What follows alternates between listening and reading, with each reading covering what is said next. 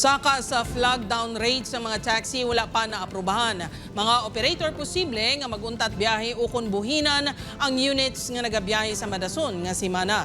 Si John Sala nakatutok live sa Barangay Kamalig, Haro, Iloilo City. John?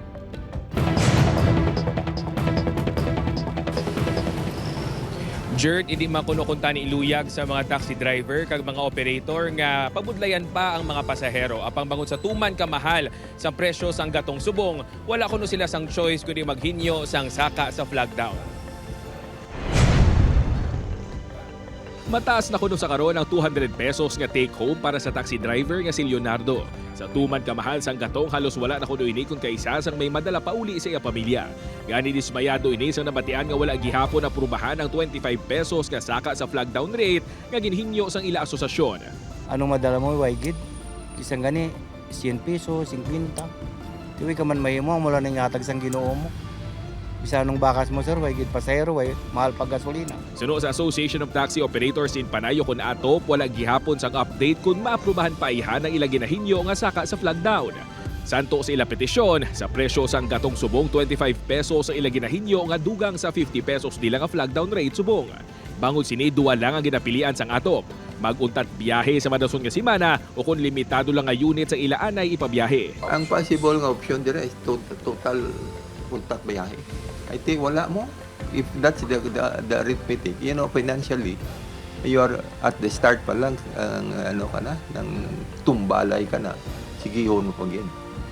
No? And isa ka ang gulo nga ginatanaw sa grupo kung paano o kung magsuportar na lang anay o amat-amat. Iba nga ginaubra nga, sige, pulo na lang pabiyayon ko. Sa paglantaw naman sa taxi driver nga si Richard, tuman kabugat kung 25 pesos kid ang idugang. Mas maayo para sa iya nga panubuon ini, basi pa man lang kuno kag maaprubahan. Kung iduso, ito nga 25 pesos per flag down, dungangan. So, siguro, basi way may mamasakay. Mapila lang tani, sir? Masking mga 5 pesos lang or 10. Oo. Kung madayon ang untat biyahe o kung limitado nga pagbiyahe, suno sa isa ka economics professor, dako ang matuga sini nga halit sa mga mamumugon.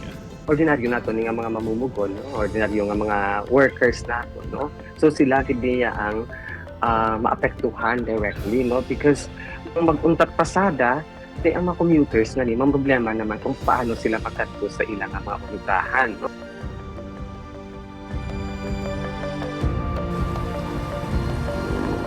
Jerd, suno sa Association of Taxi Operators in Panay o kung atop, ginahulat na lang nila sa karon ang posible nga pagbawi ni Presidente Bongbong Marcos ang iauna gina-anunsyo nga pagpaiway anay sang fare increase.